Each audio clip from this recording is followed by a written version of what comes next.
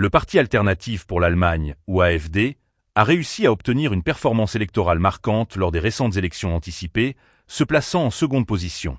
Cette situation met en lumière une polarisation profonde au sein de la société allemande. Selon l'analyste politique Gregor Spitzen, voter pour l'AfD est perçu comme une forme de protestation contre les partis politiques traditionnels.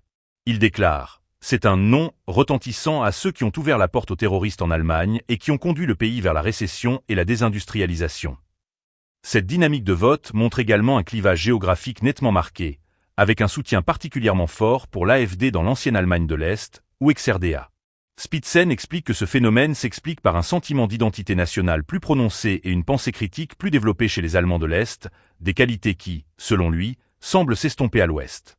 Il prédit que, dans les 4 prochaines années, cette fracture Est-Ouest va se renforcer.